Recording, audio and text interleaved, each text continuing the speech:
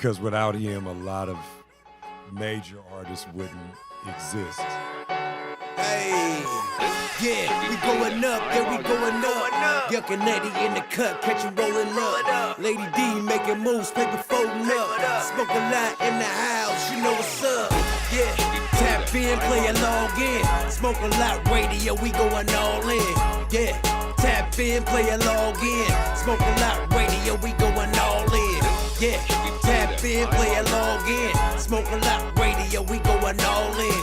Yeah, the squad making sure we all win. Smoke a lot radio, we going all in. Somebody got to make an example, but they probably won't do that because you know what it is. You know, we was all watching the match. We go watch it 4-5 times, and that's how I got deep into the pimp game. Everybody's so scattered all over the place that we just trying to come together. It's hard to get 5 girls under one roof all the time.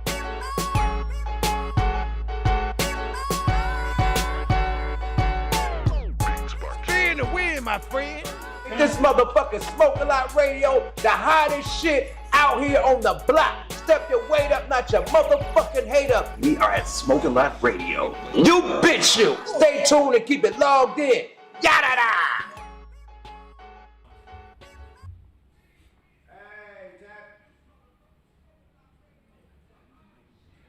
da. Hey, tap in, play a log in. Smoke a Lot Radio, we going all in. It's your host with the most coolato smoke, YUKMOUTH in the he's house. I bit my lip on that one, my bag, y'all. Fumbalaya, you dig? With the red carpet shorty herself, yada da. Lady Divinity. And we're back at Smoke a Lot Radio. Powered by the world famous Coin Academy. You dig? Big shout out to the whole production team, man. We see motherfucking the boy on the wheels and steels, Idris in the building. You dig? We got A Boogie making it happen. You dig? The captain of the game. You dig? We got the whole squad in the motherfucker making this shit right down on my big rest in peace to Laylaw. We miss you, big bro. You feel me? Big shout out to Go Mac with the sack. Big shout out to Macca for the record. You gotta pop the collar when you say that nigga name for the record. You feel me?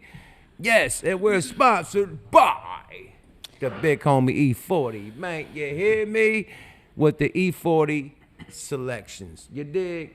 We got the winery and we got the motherfucking tequila. You feel me? So if you want to step your drink game up, definitely rock with Earl Stevens selections. Selections. Go ahead, you do it, man. You told me it was collections just a second ago. Selections. Go now ahead. It's do selections. Your, okay. It's selections. Yeah. Yes, E40 selections. We'll put the link up for you. And right now we're drinking the E40. Blanco. Salud. You feel me? And if you want to step your liquor game up, definitely, they got the best wine, you know what I mean? My red wine, personally, is the function, man, because it make you really want to function, you feel me? We got the bubbly, man, you know what I mean? They got the cotton candy, you know what I mean? And they got the E40, you know what I mean? The Blanco, the Reposado, and the Anello, you feel me? So definitely go to uptownspirits.com/E40/selections. Collections. /collections. And grab your own palette of the best motherfucking drink to make you do your thing. Big shout out to E40, man. Follow Earl Stevens on the gram and get your motherfucking drink game up. You feel me? Straight up. And we got some super guests in the building, man. These are my buddies. These are my homeboys. These are the big homies. You know what I mean? I'm part of the fraternity. You know what I mean? Proud member from the Yay area. You know what I mean? Yay area. Like that? You know what I mean? My boy, the bosses is in the building, man. This is a boss motherfucking episode tonight, man. Yeah. We got the CEO of the hip hop fraternity right here with us today. And all the chair members. So yeah, it's about to be a good show. And we have a billionaire in the building. He's Streaming billionaire. Over 20 billion streams to his 2 big hits. I'm sure you know.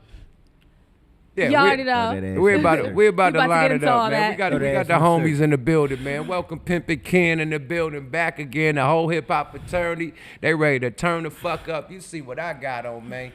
HHF, man. You know what it do to death, man. Pimpin' Kid, what's happening, my friend? Hey, what's happening, my brother? Tell him to tell a friend. We got Pimpin' Kid. Before You we get feel started, me? hey, no disrespect to Earl Stevens, but we'll give y'all a little Ricardo more to go with it. You know what Oh, I'm saying? shit. You got Tequila. your own liquor, too? Yeah, me and Steve-O, man. You know, we did the Boosie liquor deal. We do a lot of liquor deals and stuff like that for Oh, celebrities. that's Boosie liquor? No, that's me and Steve-O's liquor right Oh, there. that's you. Ricardo. But yeah. Oh, yeah. Yes, man. We Ricardo need the Amor. motherfucking Ricardo Amor tequila, and this is the Reposado. See, what you know about the tequila game, the Reposado is the woo, and then the Neo is the ah-la-la. You know what I mean? So, yeah, this is the woo, boy. Yeah, we got to bust that open and taste that, my Ricardo G. Amor, where can we get it? And you get it all over. It's in all the stores here in the L.A. and all across the world. So we got major distributor Great. through international distributor. International distribute. Yeah, but I just want to thank YUKMOUTH, man, for being one of the first members of the hip hop fraternity. We had to customize your jacket because we know you from Oakland, so we had to give you the Oakland A's edition. Hey, man, you know, if anybody want to get a jacket, they can hit me up at hhfmedia.com or real Pimping _ we'll bless them, you know. But, man, hey, man, it's all good, man. I brought the team here. I'm going to let them kind of, you know, let you know what this hip-hop fraternity, let your people, your fans know what the hip-hop fraternity about. Bow. So we're going to start with my man. Now we can start with Sister Catrice. She's going to tell you about the financial side. Then we go with Vado. He's the media guy. And then we go with our CEO, James, last. Let's get it going, man. Hip Hop Fraternity. Let's go, y'all. All right. As Ken mentioned, you can find us at hhfmedia.com. One of the things, we are a C corporation, so anyone who is interested in investing in us definitely can. Just reach out to us on hhfmedia.com, or you can reach me on Instagram at hhf_COO. But as of right now, we are selling our stock at $100 a share. And what is so wonderful and great about that is you're coming in on the ground level as an investor in something amazing, something original, and something that has never been done before. We're an organization that not only has our own media group, but we also have radio and everything that goes with it. We are looking for also equity investors. We are selling commercial spots on our pages on HHF Media, and we just look forward to people coming in, investing, setting up for success, for legacies for along their family, from themselves to their children, grandchildren. This stock is something that will soar, going on for many, many years. Brother Vado. Hello, everybody. This is Vado Tegya. I'm the vice chairman of the Hip Hop Fraternity, and also the CEO of Hip Hop Fraternity Africa, and also the media director of HHF. You know, when it comes to media and HHF, you know, we develop films, like also documentary. We do long kind of like movies, and we do short movies too. You know what I'm saying? We just did a Boosie movie. You know, we're doing the Ice-T, and we're working on Rick Ross, and we're gonna be working on you know, Pimping movie also. You know what I'm saying? We got so many things going on with artists. You know, we offer graphic design for artists. We offer like you know, media. You know what I'm saying? Advice. You know, for artists, and you know, that's it. You know, you can catch me at Vado Films on Instagram.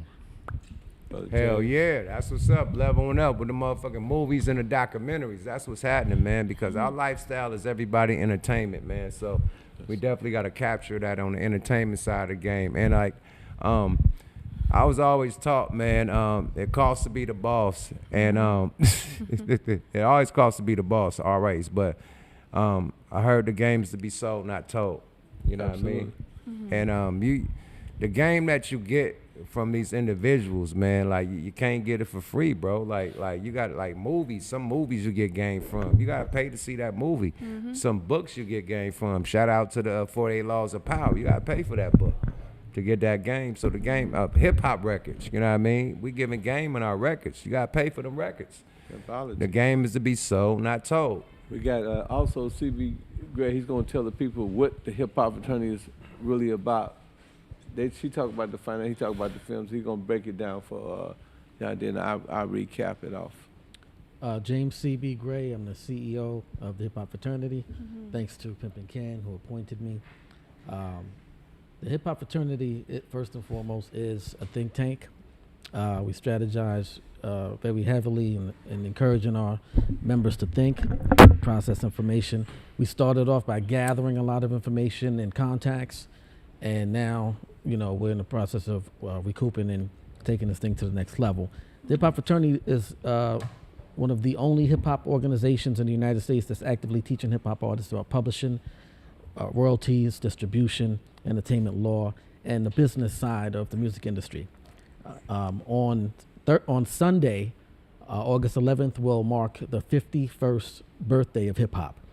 And we're right on track, with this birthday in celebration, not just of, hip hop, but also in celebrating the fact that we're rectifying the situation by teaching the righteous prospect of the music industry and the business side.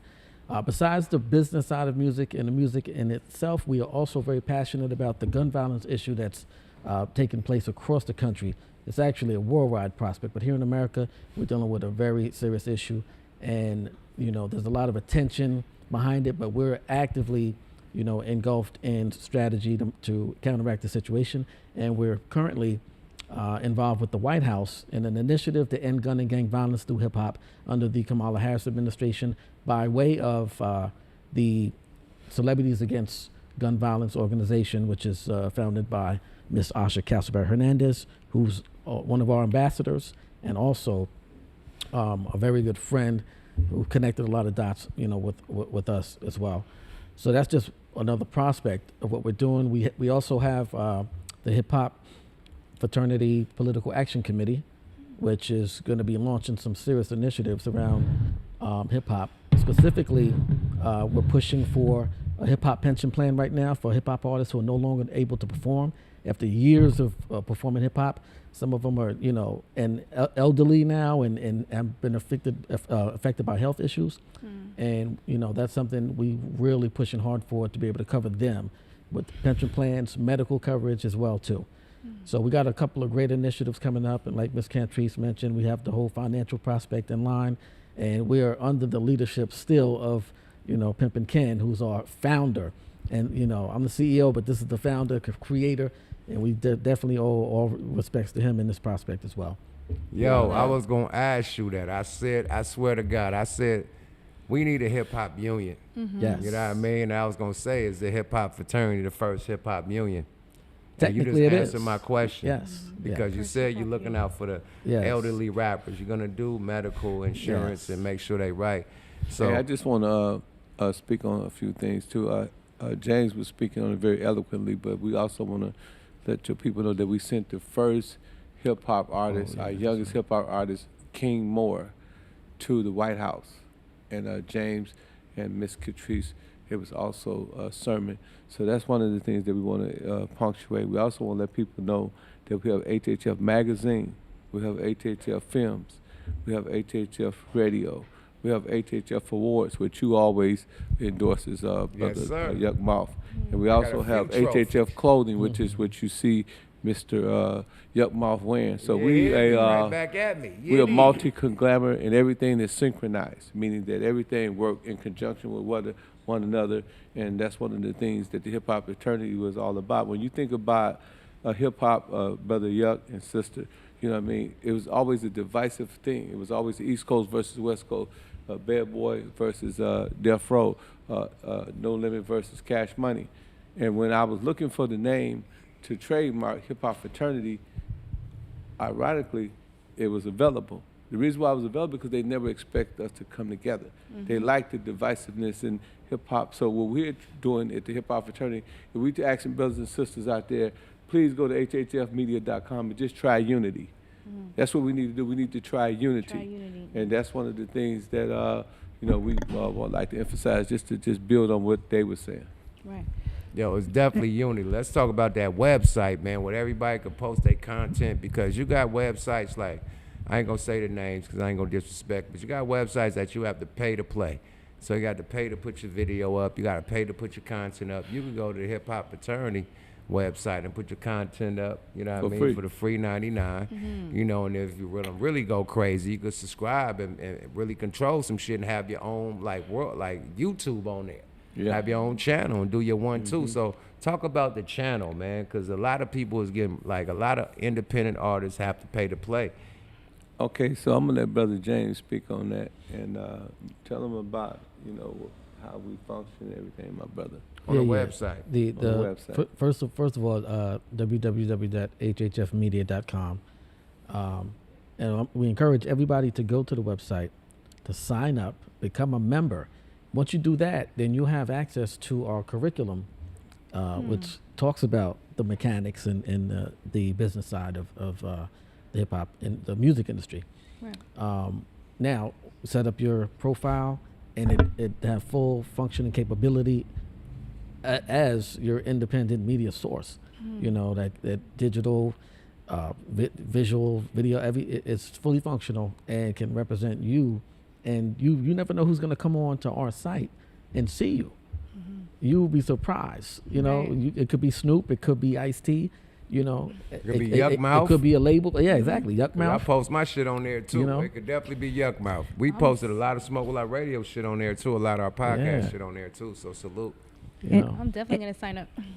In addition to that, also as Pimping said and James said, once you're on there, you can also interact with other members that are on the site. And as YUKMOUTH said, you can upload your music videos, you can upload anything, pictures, anything that you would like to upload. It is a full functioning social media site, which again allows you to interact with other members on the site, upload your content, and all of that, whether it's on YouTube or whether it's original content that you want to upload. It is all available on hiphopfraternity.com or hhfmedia.com, either one. One question I want to ask y'all. I know they got to sign up, but I feel I'm already signed up. 2 questions because I know the first question, but 2 questions everybody want to know. What do a point equal to?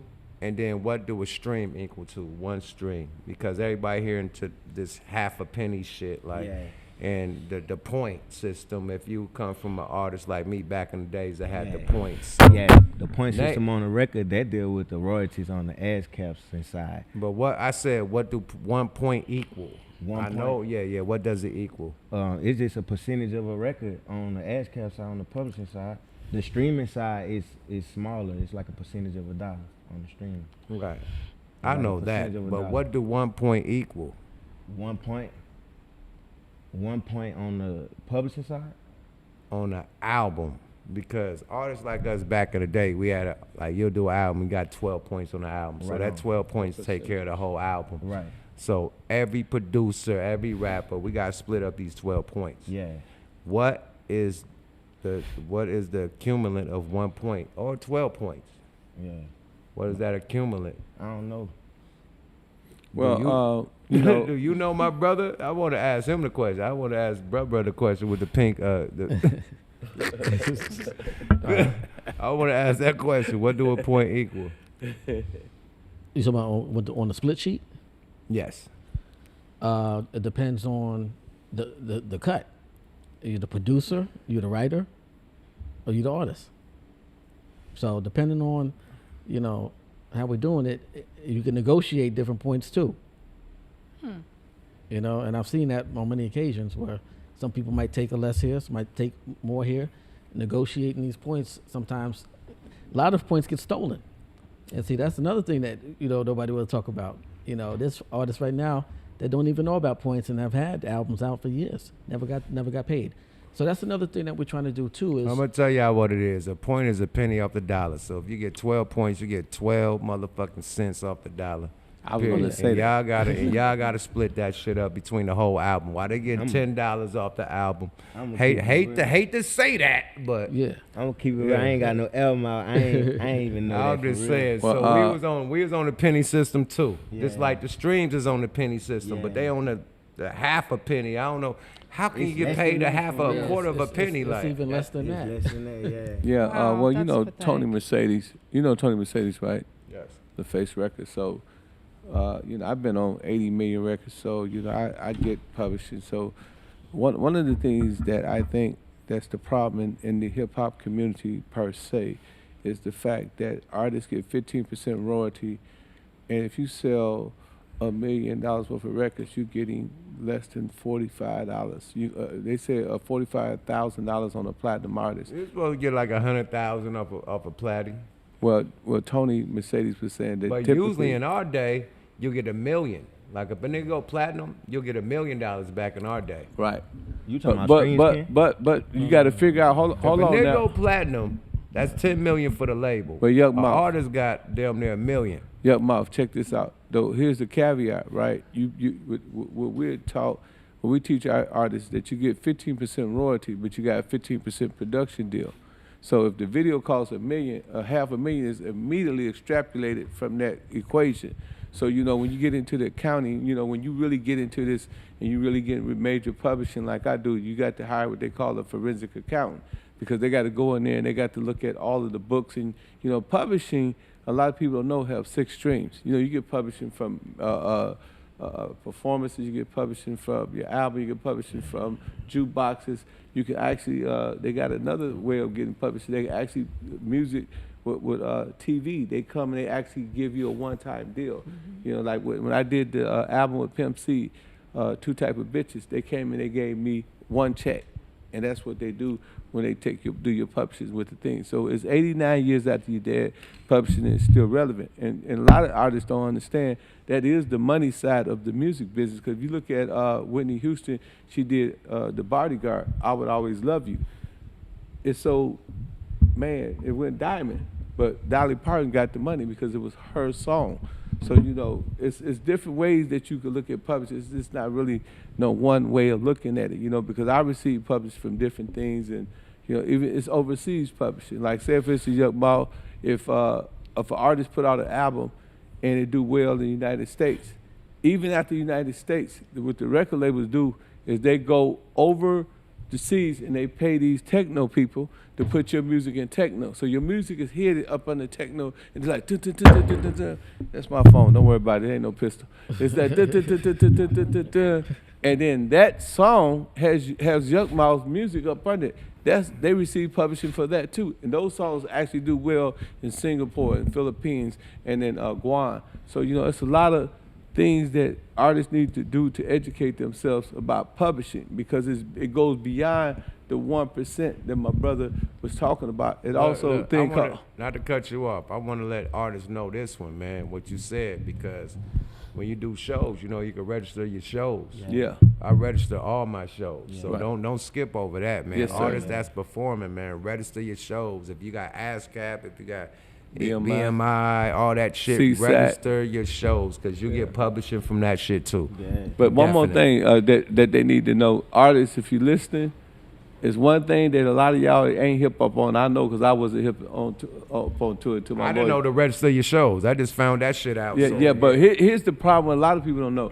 If you ever been in the studio, or if you ever did something for a major record label, they can't steal your money. You know where they put your money at? In the black box. It's called copyright control. That's one thing y'all need to learn. Just listen what I'm saying. You may be an artist out there. You might be an artist that did really well in the past, and you wonder where your money at. It's in copyright control. That's why they was so adamant about getting the Beatles catalog for Michael Jackson, because it was so much money that he was drawing on the interest of the money that was in that's how they do it. Now, if a record label steal your money, it's called RICO. They can be charged with RICO, continued criminal enterprise. And they can allegedly go to jail for that. Yeah, they can go. They can. Yeah, I mean, but see, but we they don't do want to get sued. They hide the money in copyright control. Yeah, that just happened with and they gain interest off of that. Yeah, they gain so interest. when you claim it, they done made a few million off that shit, because it's been sitting for about 10 to 20 years. You finally get let me give you one. Let me give you one better than that. So this guy, he played for the Beatles, right? He was a drummer, right? And his son committed a crime. He was on American Most Wanted, And the lawyers who do that, who find the people, you know, like ambulance chasers, you know, they see the dude and they say, this is a guy's name is exactly, this is a rare name. So they got the guy, they contact him, and his father had $3 million in copyright control, and he was only a drummer. Wow. And another thing that artists don't understand, if me and you and Mike Fresh was doing a song, and I say, YUKMOUTH, hit that beat right there, and I say, hey, you should say this, Mike Fresh, I also own a part of that publishing. So you got to make sure that when you're doing your music, don't let nobody in there. Like, and then here go another, the last piece of game on publishing. Yeah, I remember that song. What if you told somebody to do a beat? You bought the album and said, I want you to redo this. Do you get some of the you get producer anytime credit? a person got anything to do with that song, they got a split, they get a part of the split. But here's the most game. Yeah. Hey, YUKMOUth, here's the most game I What can if give you wrote the hook and somebody else sung it? Do you get your publishing too? Yeah, whatever. You get anytime anybody that's in there. You get writers, right? You get writers, listen, right? all I got to say. Listen. That's all I want, nigga. YUKMOUth. All I gotta do is say, all I can say, y'all say it like this. Y'all gotta pay me. But here, hey, check this out. Here goes some game that all you niggas that's out there, and I don't mean to say niggas, but all y'all out there that's doing music, y'all remember that song I did with Pastor Troy, the 10 Commandments? Yes, sir. It's about 5 minutes, right? Yes, sir. Once you get past 2 minutes, you own 100% of the song.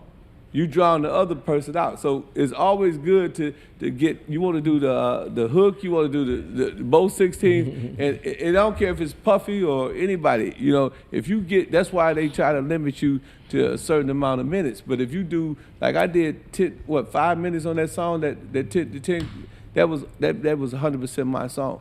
So even though it was on Pastor Troy album, because I did, and then even with Too Short, when I did a lot of that talking, you know what I'm saying, you own the majority of the publishing. You know what I'm saying? I mean, the record label will have to give you that publishing if you know how to go and retrieve it. Mm-hmm. That goes with movies and commercials too. That's why a lot of times with the extras, they don't want you to say anything because they're going to cost them more money. Yeah, they try to limit you to 8 bars. Mm-hmm. Yeah, you gotta have a publisher company to go collect your funds for you. It's a lot of artists out there that don't got their funds collected because a publisher company gotta go collect them for you. And like he said, once you register, it's in the box though. Can't nobody get your money until you go get it. Well, you got, what, 20 billion plus streams on TikTok and across the other social platforms? Yes, what did you get? Did you get a payout for that? Or? Yes, ma'am. It's a monthly payout. I get paid every month for Bounce When She Walk, Throw That Ass in the Circle. And Throw That Ass in the Circle, that's how I found out about the publishing, because it was a lot of money sitting up that I ain't know about till somebody told me about the publishing. And they went collected it. Was it significant? Absolutely. It was I would hope so after $1 billion streams. I'm telling you, man, they had some publishing waiting. For sure. Okay. Because that song been out since 2013. So you got all your publishings from 2013 most to now? Most of it, because they only go back so far. But that song, Circle, it's still popping. Yeah, it is. And it still trends on TikTok. I'm telling you, when BMI. Throw that ass in a circle. Round and round like a merry-go, and if you throw it back, I might hurt you. What? Throw that ass in a circle. Oh yeah, that's hit music, bro. Period. Then we got it bouncing and she walked. I think I was on EMI. When I was on EMI, they switched to Sony. Okay. I didn't know. Okay. I had one of them bags waiting. Yeah, finally contacted Sony. We've been trying to contact you, cause you know what I mean. Niggas switch addresses and shit, numbers and all that. And I had a super bag waiting. They like shoveled it. They had it waiting. So yeah, you gotta know, you know what I mean, period. They got that little bag waiting. You just gotta claim Tony it. Mercedes, they sent him a check for $2 million because he did that song, No Scrubs, you know, with TLC. Right. They sent him a check for $2 million. He threw it in the thing. He like, man, you know, because, you know, his public check be 20, 30,000, 5,000. So he threw it away. He put it in the drawer. And then so he called him and asked him. They said, Tony, we sent you the check.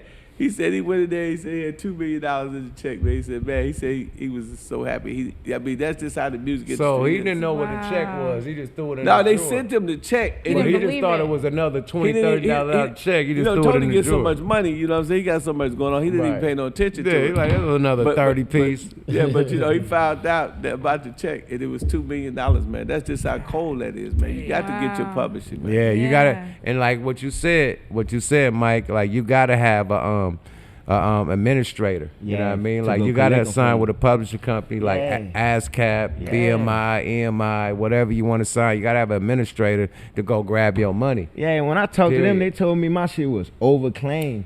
And I'm like, what overclaim mean? They say somebody else claimed it for you, but if you go claim your own stuff, then you'll still somebody else registered it before you. It's called they registered the song. Yeah. So probably the producer probably registered and claimed his publishing. Now you got to claim yours.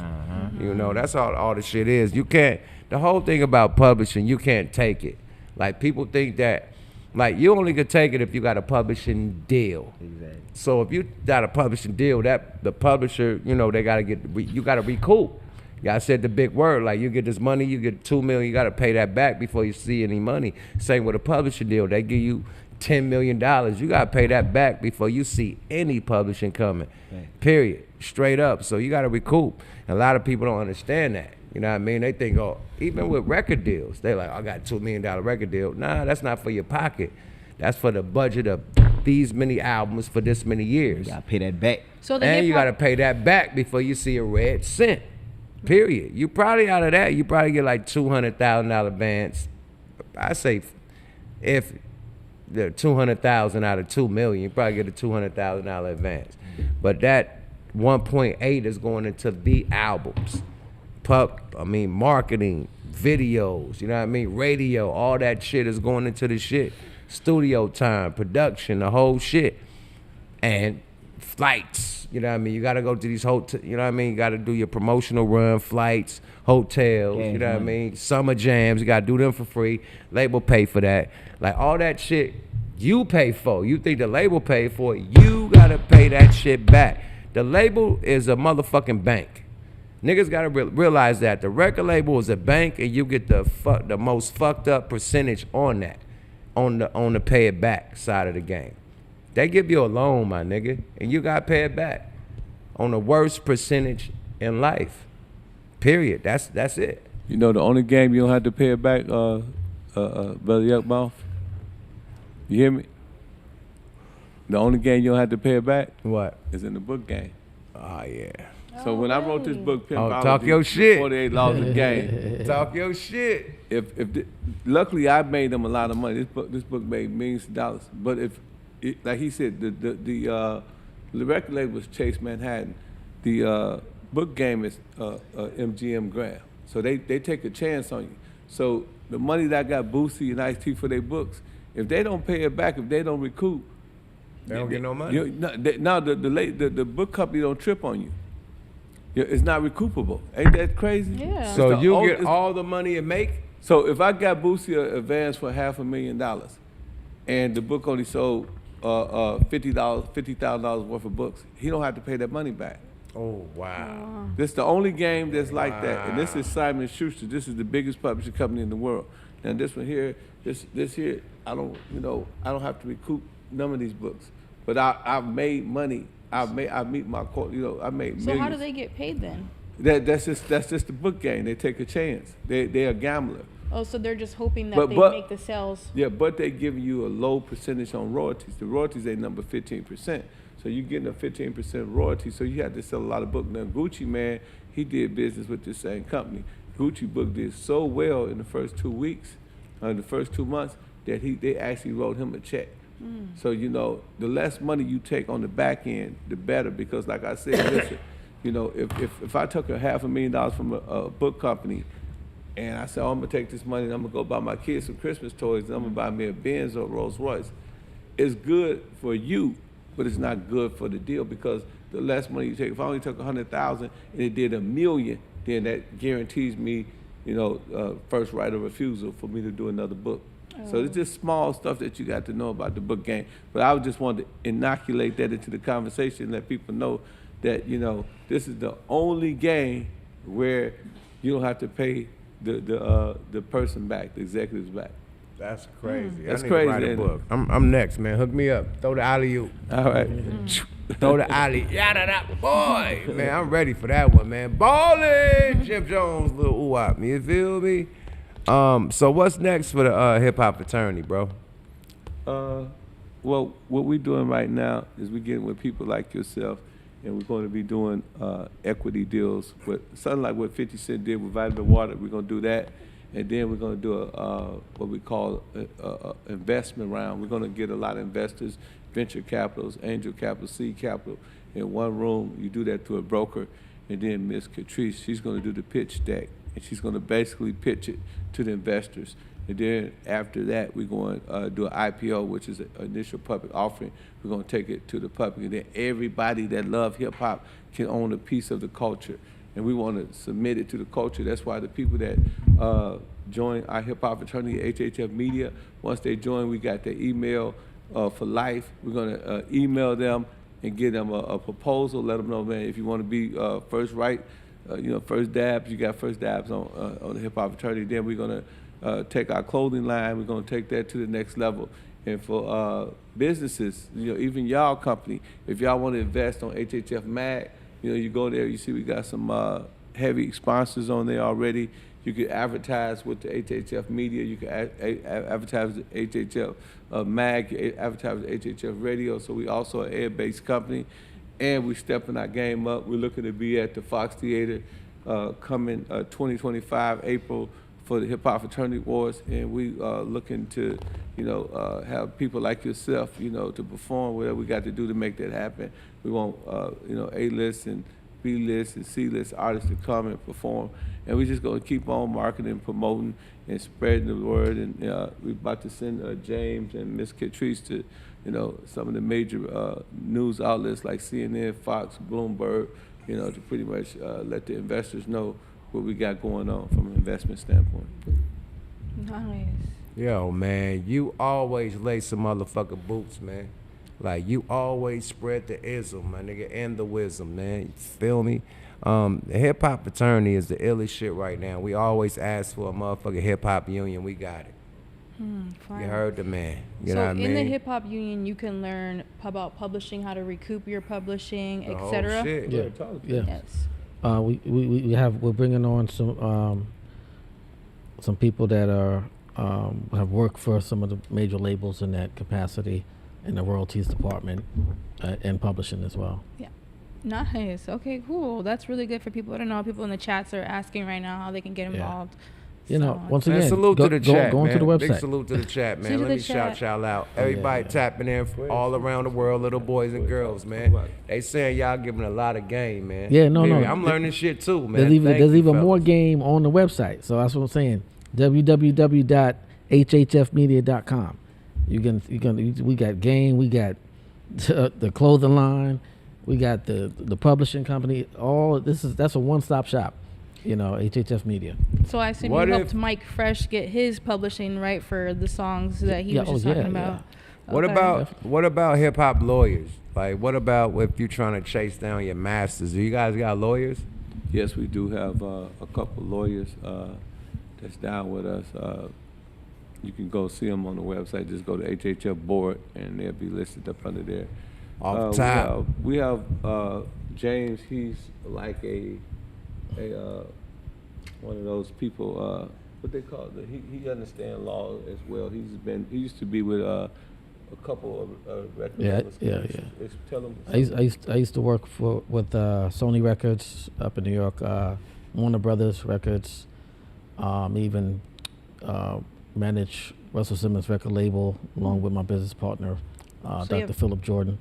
Paralegal, also background. Paralegal. That's the word I was looking for. Yeah. So on the business side, the music side, and the law side.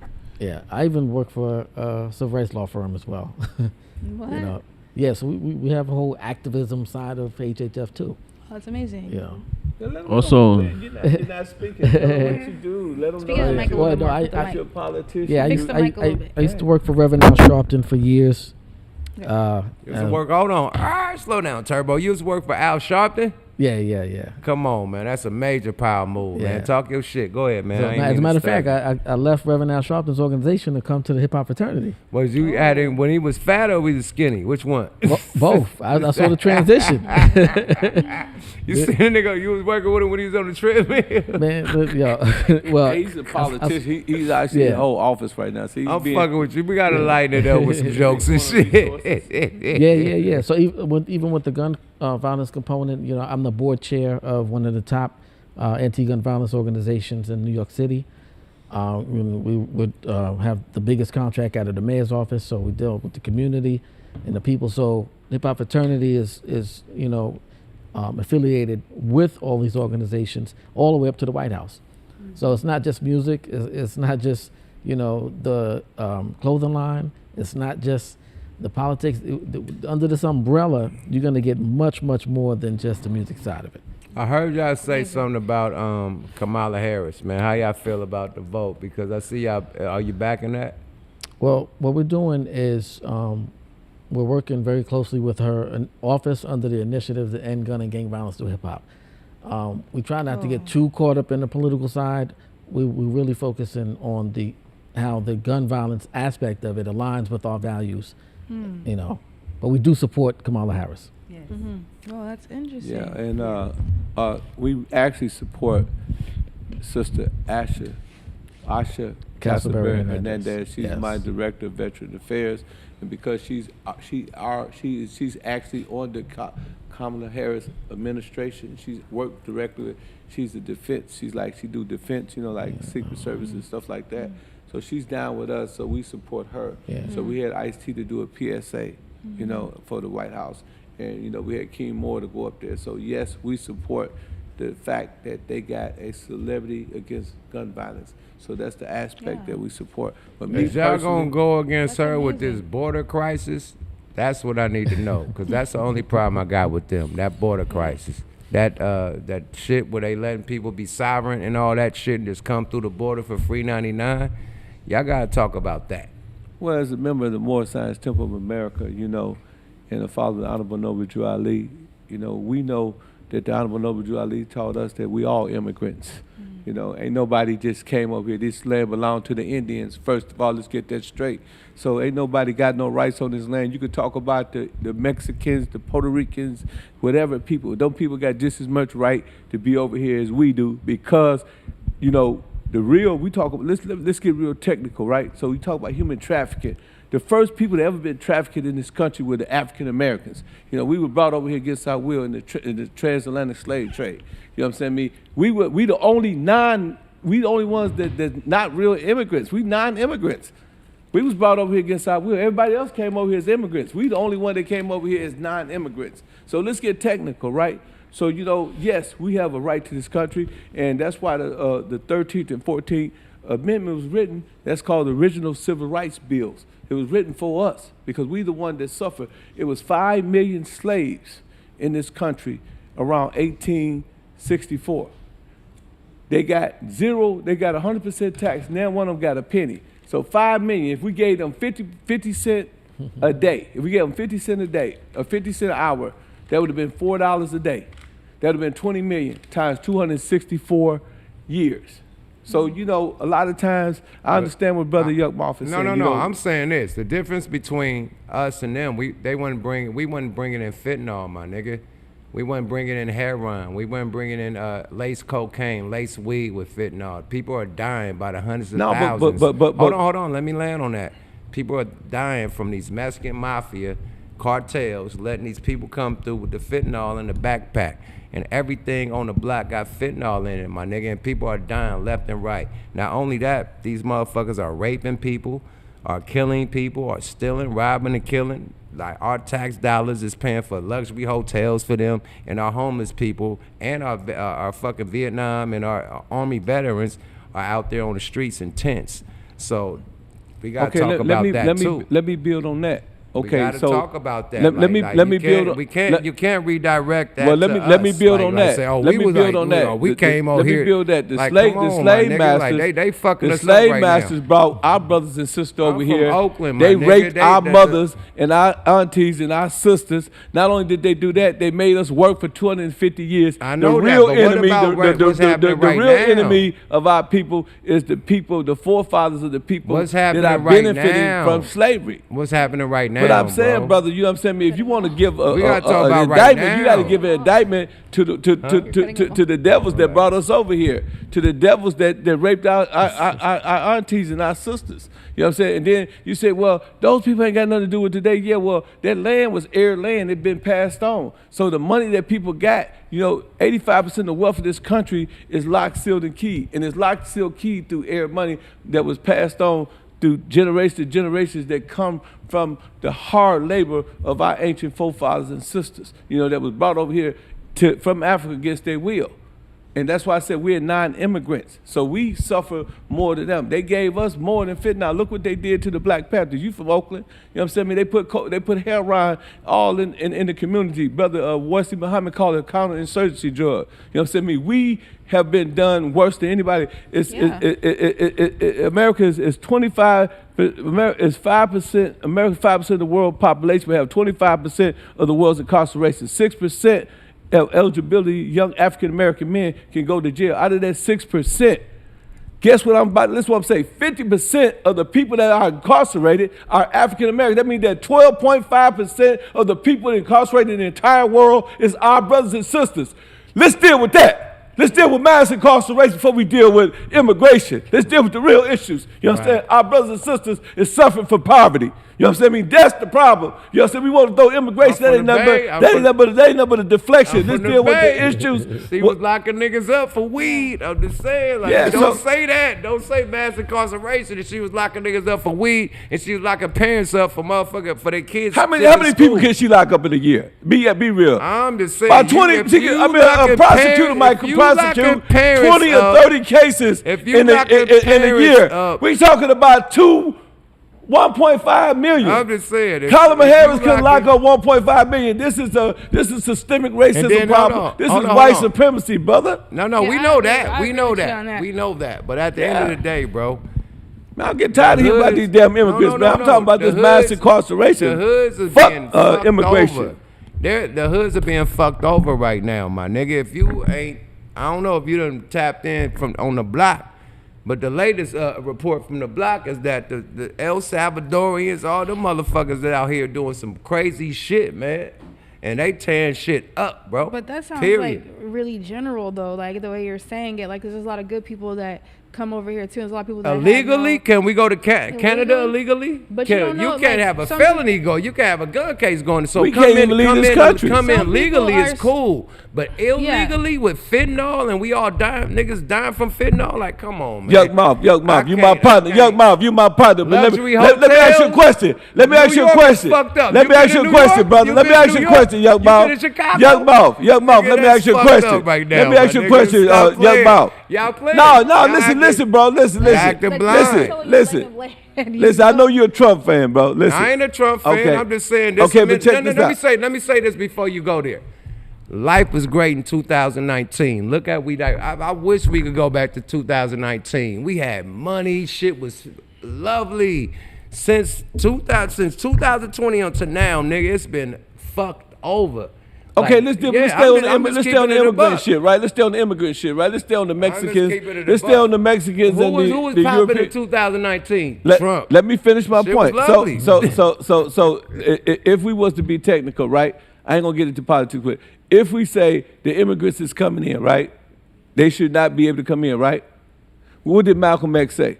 That the whole United States is a prison. Let me see you try to leave like one of the Mexicans. Let me see you go across the border. They can come in, but let me see you get out. That's a worse problem than that. If the Mexicans can go and come as they please, we should be able to go and come as we please as well, my brother. That's the only thing I'm saying, man. Yeah, that's all I'm saying. Like everybody has like I go overseas a lot because I travel a lot with this rap shit. Right. Every time I come through Germany and shit, I got to go through customs. I gotta have a motherfucking what this shit called? A visa. A visa for the days I'm there. I gotta say what the hotel I'm at. All this shit I gotta go through all the politics. That's normal. Go to Canada. You can't have a gun case. You can't have a felony to get through that motherfucker. Why come through America for the free 99? That's what I'm saying. Like, no, what I'm saying, you absolutely right. I'm not disagreeing with you, but I'm saying the problem is not us getting in this motherfucker. The problem is trying to get out this motherfucker. That's the problem I have. I got felonies. I got more felonies than the law. I can't even go to Canada.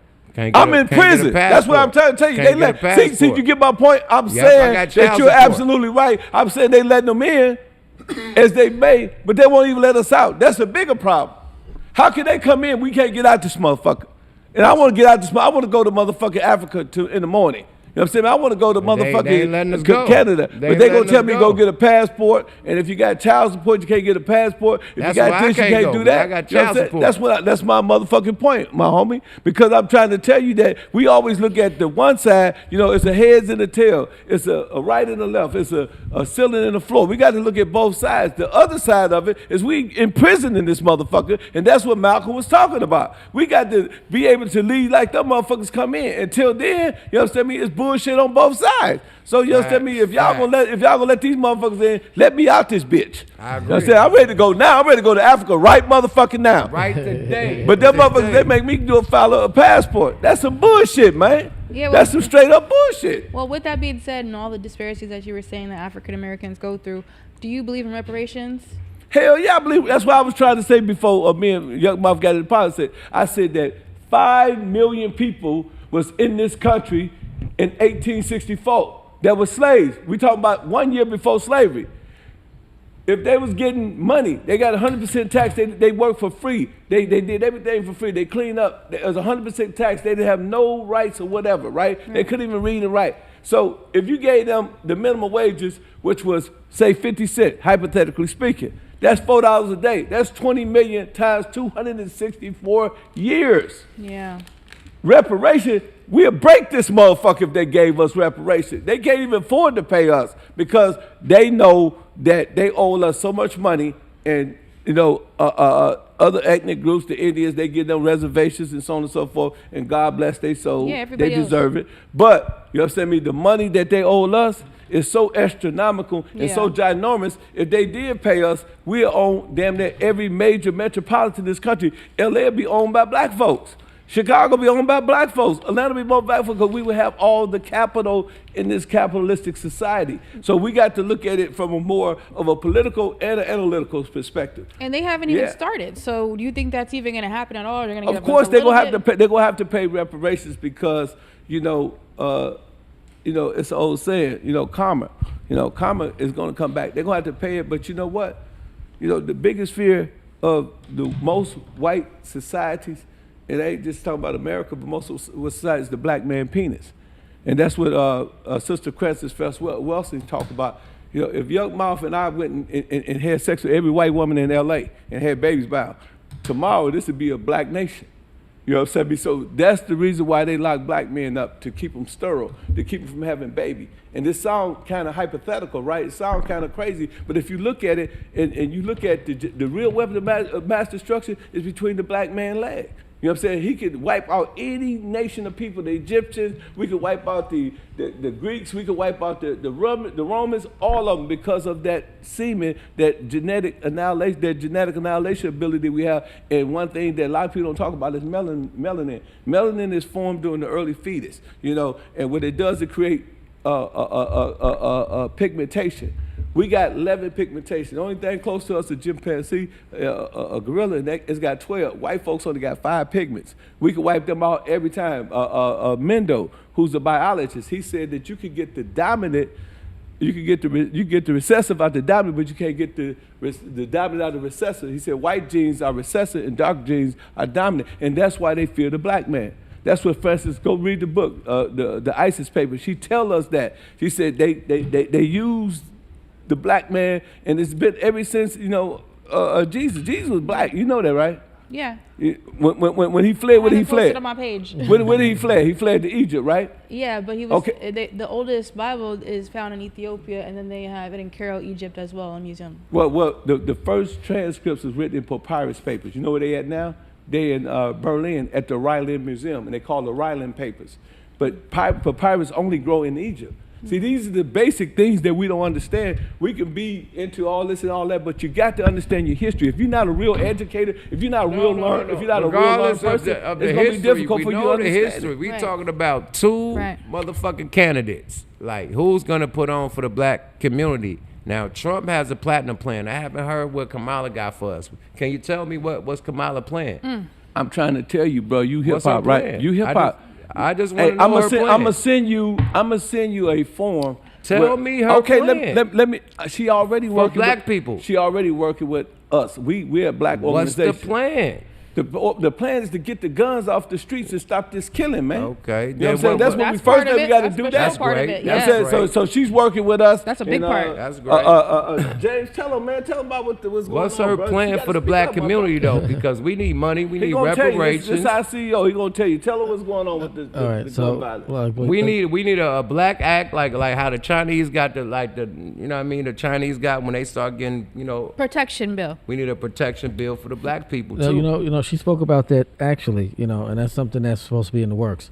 But like I said, Hip Hop Fraternity right now is really hands-on with the anti-gun violence prospect of it. So we're doing our part. And hopefully, she does her part and fulfills her obligation. That's for everybody. It's called the White House Against Gun Violence. That's for everybody. That's not for the black community. Gun violence. Call your they boy just try to assassinate King. Trump. That was the white man. Cause gun violence could go for everybody. What they got for us? No, but it's the problem is in our community, we right? got it the big. See, we got it the worst. Let me tell you. Let me tell y'all the big myth. I'm gonna talk to y'all people. Gun violence plague us Ladies and gentlemen, the big myth. Who the mass shooters? The white guy. That comes YUKMOUTH, can I speak, please? But we're talking about every day we die in the YUKMOUth, every can I day. please speak? For everybody. Yeah, but I said it's for everybody. We die. Black people YUKMOUth, die. I know you're smoking weed, bro. But let me make my point. Let me make my point. From gun violence. Everybody died too. Yeah, but you keep trying to shift it. Like black people die the most from gun violence because of us. Yeah, no, but that's what we're saying. That's what we're saying. Black on black crime. Hey, YUKMOUth, can I give you some white people like killing us. Check this out. White folks ain't killers. No, it's black on black crime. But check this out. Check this out, white. This go give you some game, bro. Look. Every time a black man... Don't make me the enemy. I'm just saying... I'm just speaking with you. You said the other side of the coin. No, let me speak to you. Let me speak to you. Every time a black man get killed, and there's thousands of them got killed in Chicago, it goes on the news, right? So that's a major problem. But every time you hear a school shooting, that's when they propagate and promote the white violence. They say, oh, it's a big thing, it's a gun violence. But you know what I'm saying? And that's when the gun problem become a problem. But they don't talk about the thousands and thousands and thousands of brothers. I guarantee you, man, we could go out here right now and there's some gangsters out there ready to go. They're ready to let it go. So what I'm saying... beyond that, what are you going to do for the black community besides gun violence? That's my question. That's all. Well, with the Hip Hop Fraternity, what we do is we telling people what you taught me many years ago. And you know what that was? That hip-hop is the new Black Wall Street. So we're using hip-hop because it's the second largest export of American export to try to educate our people and let them know, man, that listen, we all love hip-hop. We ain't gonna go to the mosque. We ain't gonna go to the Potter House, but we will go to the studio. Since the studio is the most frequent places by African-American men, well, let's make that the church now.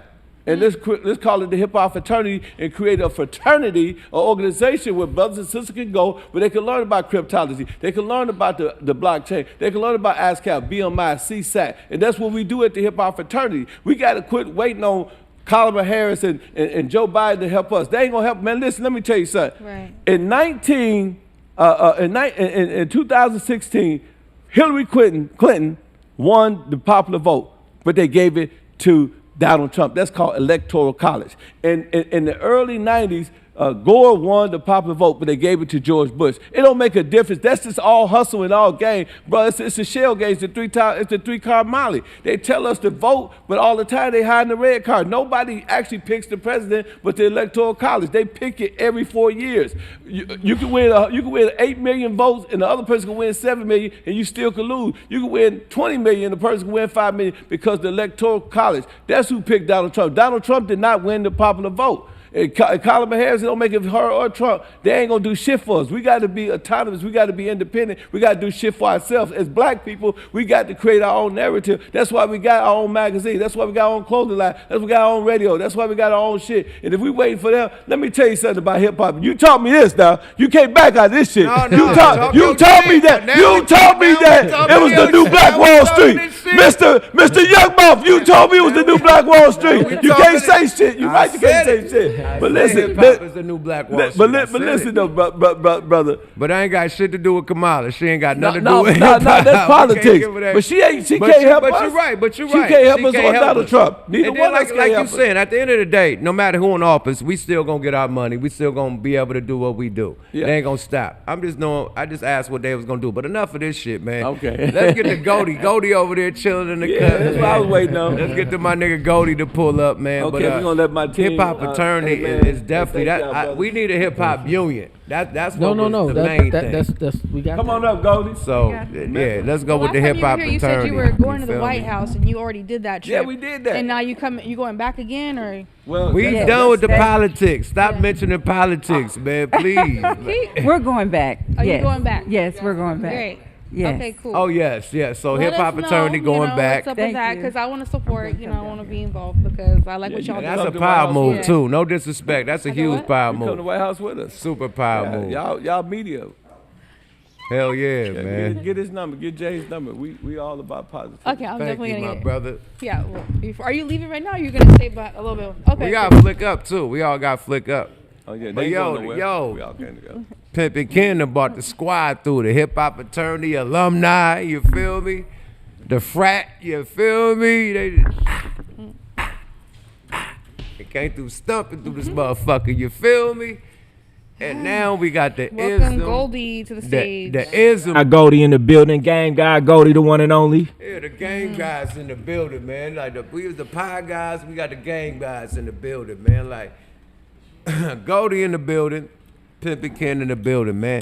What I wanted to say, man, I see a lot of y'all. I mean, I see you doing a lot of shit with my nigga Michi over there with Trigger Alert. You know what I mean? And I think a lot of these women be triggered. You feel me? Like, have you ever experienced? Because I wanted to ask you, have you experienced on the set like on some shit? I ain't gonna name my other podcast, but have the females ever got hell out of pocket? You had to kick some females out. You know what I mean? Or they almost fought or something at the Trigger Alert? Yes. Oh man, you know, because it be a lot of emotions on that stage. Hey man, I'm just like a side guy. You know, that's Ugly Money and Biz movement. You know what I'm saying? Right. They just wanted me to be the final say so. So they got the rights to kick whoever they want to kick out. I don't have no power in that. But have it ever got ugly up there? Yeah, man. Them women be tripping sometimes, man. They be tripping. They get triggered. Yeah, they be triggered. They got the and perfect Money podcast. Always got something smart to say for their ass. And then you got Goldie, man. You are like motherfucking viral on every motherfucking TikTok, every motherfucking IG. I done posted a lot of your shit, man. Appreciate it. You know, they don't even be tagging me. I don't even be seeing my shit going viral. Oh, you hella viral, man. You give niggas the game of life, man. You be in the car like, man, check this out, man. If a woo, woo, woo, woo, woo, woo, woo, woo, woo, I'm like, God damn, repost. Like, that's all in the story instantly, man. So, where the fuck did you, I ain't gonna say that, but where did you like start trying to be an influencer? You know what I mean? Like, what made you be an influencer? Like, was you in the game? Like, did you go through a lot of relationships and like, fuck that, I'm gonna give? Was you married and got divorced? Like, you know what I mean? Was it my nigga? You know, rest in peace. You know what I mean? You know the guy you know the guy, man. What's my nigga name, man? What's the guy name that rest in peace, man?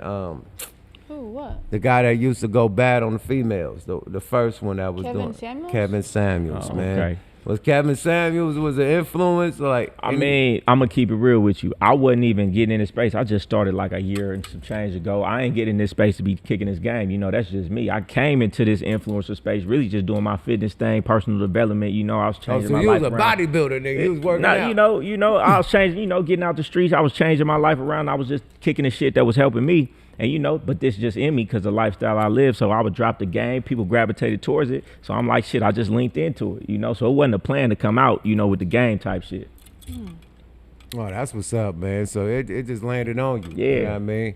Definitely, man. That's what's up, man. So you was working out and shit, like, fuck it, I'm gonna kick some shit on IG. Yeah, you know, that's all it was. Yeah, you know what I'm saying? You know, I ain't really, you know, we come from the, you know, I'm from Northern California, you know, where we say where the game come from. Man. But so, you know, I didn't really know until I stepped out of the lifestyle that people were so deficient in their game. Right. You know, so I'm saying shit that we say every day, but motherfuckers you is gravitating. From the town, nigga? No, I'm from Sacramento. You know, my nigga, uncle that's from the town. Why. I got my flavor. This nigga had to be from somewhere like where you. I got my, but that's where I got my game because my uncle came to Sac from Oakland. You know what I'm saying? So that's where I soaked up the game from. Yeah, I'm like, he spent hella game like he from the cloth. I'm like, that's why I been posting your shit. I'm like, he sound like a Bay Area nigga, another California nigga. Yeah, I'm glad you said that. That's crazy, my nigga. That's why you got the game. Yeah, nigga. of course. Come on now. Where you come from where the game is at, nigga. Okay, yeah, that adds up.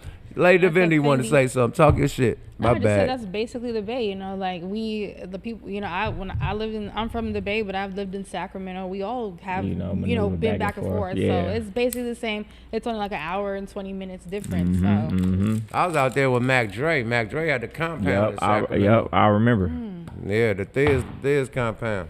Can we salute to the liquor, to the motherfucker Ricardo and Mort? Yes, sir. Let's get some motherfucking liquor up in this. We're mixing it now. No, drink that first.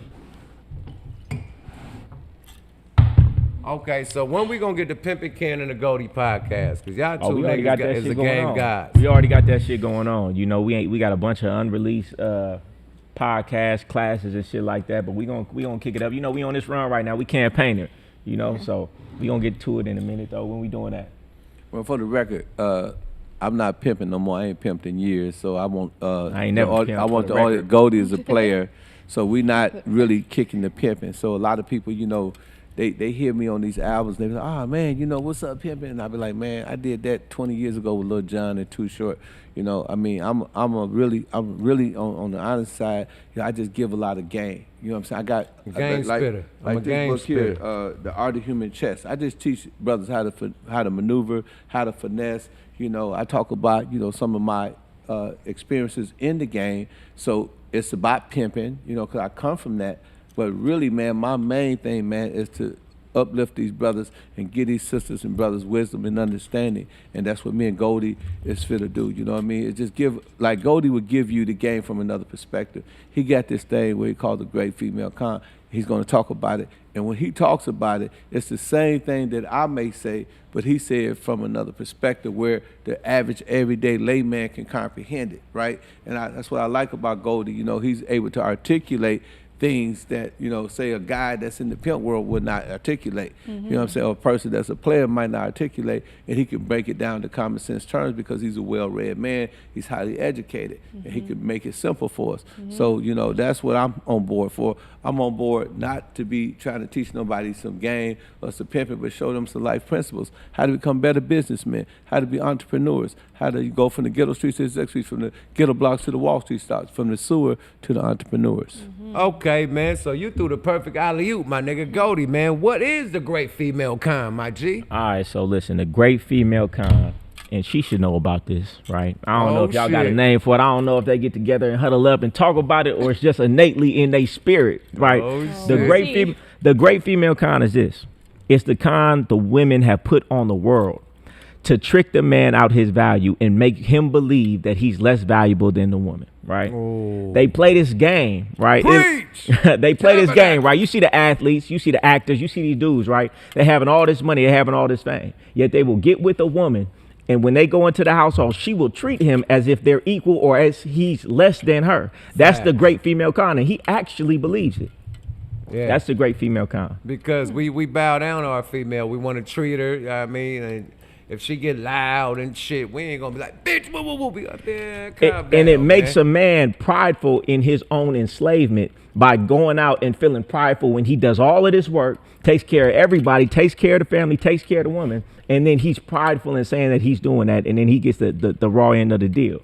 You get what I'm saying? Well, here's the thing. I don't think one gender is more valuable than the other. I think that I beg to differ. I beg to differ. Go ahead. Can I land? I don't think one gender is more valuable than the next. I think that we have different roles.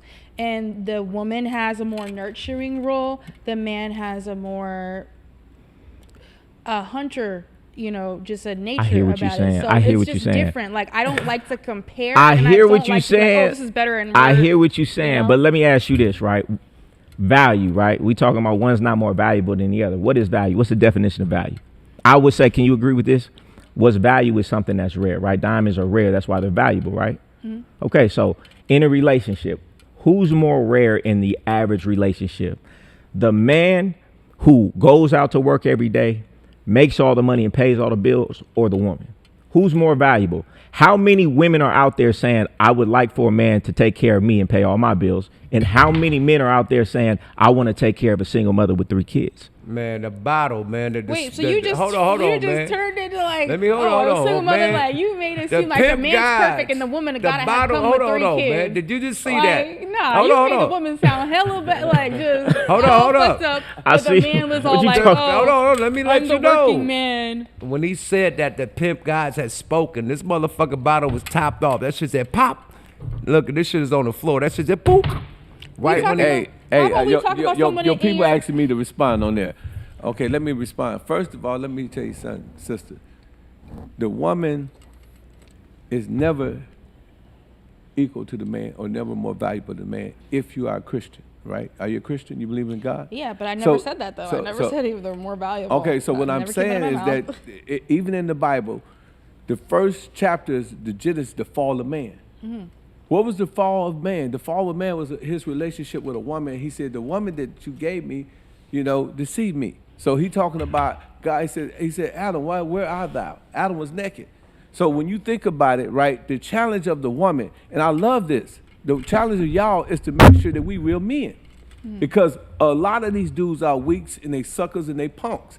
So what a woman do, she bring the punk and the sucker and the weakness out of these men, and then these guys be 6'8", you know what I'm saying, me throwing everybody around the club, and they woman 5'2", and then you say, man, let's go to Oakland's A game. So, man, I can't go, my woman tripping. Hey, nigga, don't throw mine. That No, shit no, in it's there. good, it's good, it's good, it's fucking good. with Now, you, I'm what I'm saying is that I'm she fucking can't, he can't go to the game because that woman, she used what you said.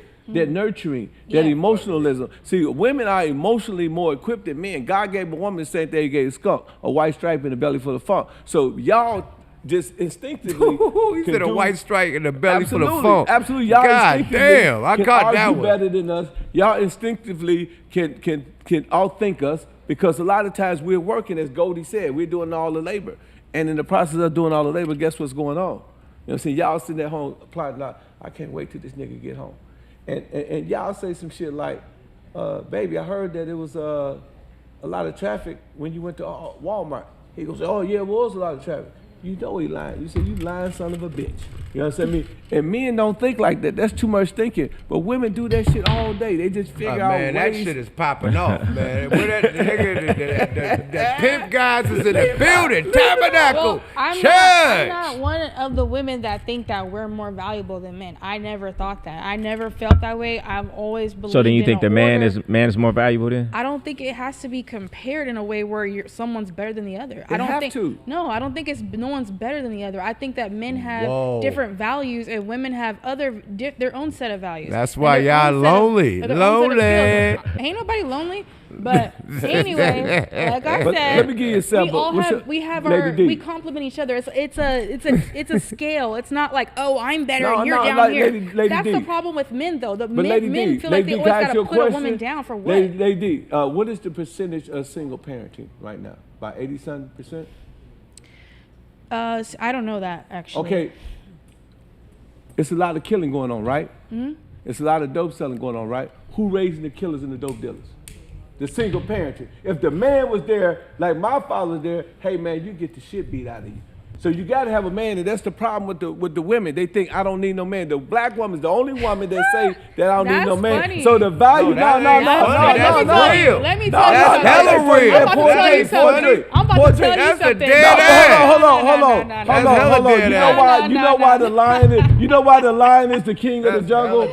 You know why the lion is king? Because of his roar. You know why the But man here's is the the king of the problem is- household? Now listen, just let me finish this one point. let The him reason talk. why the man is the king of the household is because of his Adam apple. When I tell my kids to sit down, they sit their ass down. But y'all got all these kids, y'all raising all these kids. You ain't got no father home. You got all these young kids killing.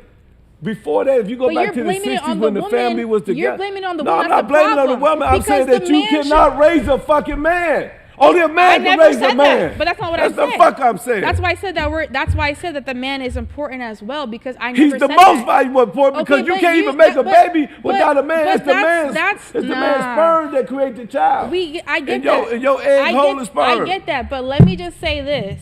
You're saying you're blaming cooking. women. You're blaming women for No. not having the man Throw- in the household, but the man, where's Throw the in the man? towel. Why did the man? Why did the man leave his family? You acting like it's all about the woman, the woman's decision. I'm not saying that. The man is the man is the men leave their families listen, every day. sweetheart, the man is leave the their fault. families every day. You misinterpret why. The man is absolutely 100% the fault. But the problem is, Well, say that then, Okay, 'cause I'm you wanna say saying that. woman. The problem is that he's not at home. That's what I'm trying to tell you. Mm. If the man was at home, we would have all these killers. We would have all Exactly. these kids on the I drugs. agree with but that. the nigga is the I problem. agree- You're I right. agree with you. Yep. The nigga is the problem.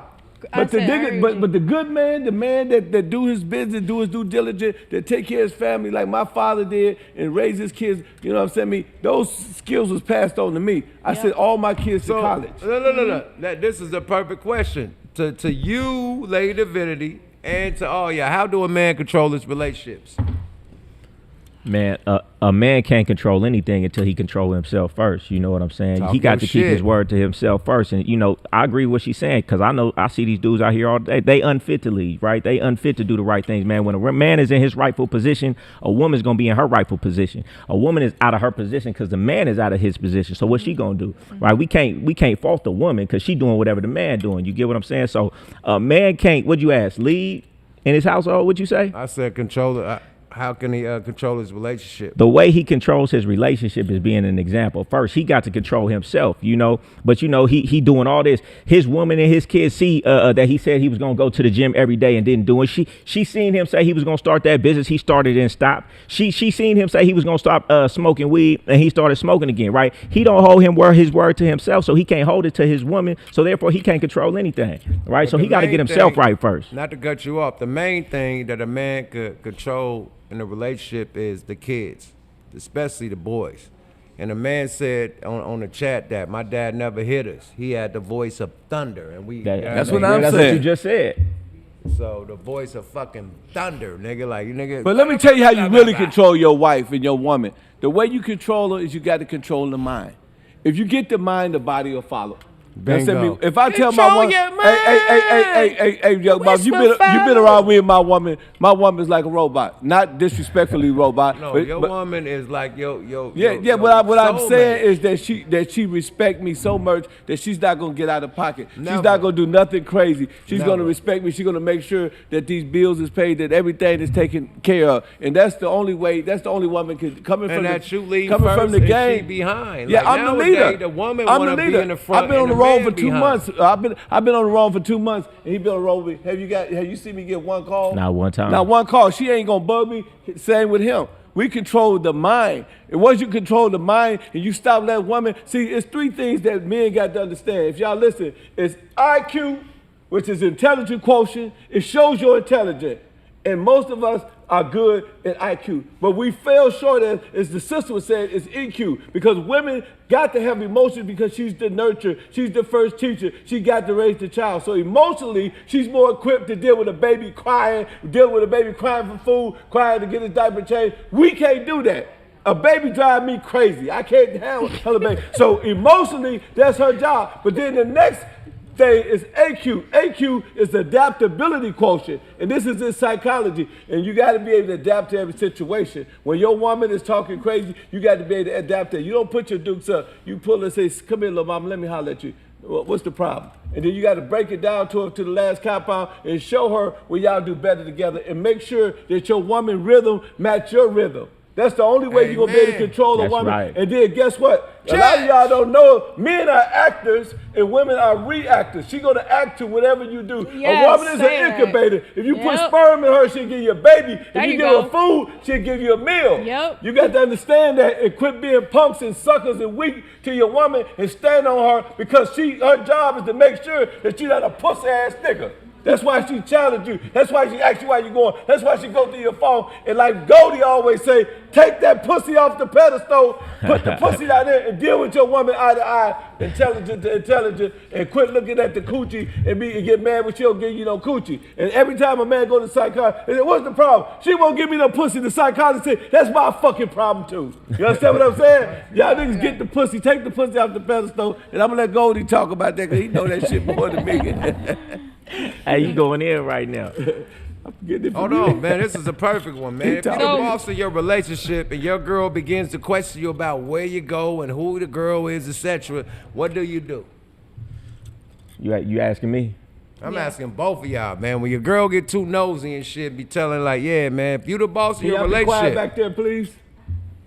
If you the boss of your relationship and your girl get to ask her where you going, who is this, and what girl is that, and why you like this picture on Instagram, and you know why you followed this one, what do you do? I mean, shit, that ain't even gonna happen to me. But if it happened to another dude, man, he started wrong already, man. My woman would already know that's out of order to even ask me. So where did it get to the point where the respect got so low that she thought she was running things? If you the head, man, don't nobody, one of the cadets don't come up to the colonel and get to asking him questions. So where's the role in the household? When you got a certain role in the household, those things don't even transpire. So, you know, you got, it's how you start, it's how you finish, you know, but you came into the relationship the wrong way. You came into the relationship chasing her. Then when you got with her, he turned around and said, I want you to lead me. How could you be the leader if you started off chasing? These dudes start off the wrong way. So it's all, you know, downhill from there. One thing I can tell all men, if your woman asks you where you go and say, woman, stay in your place.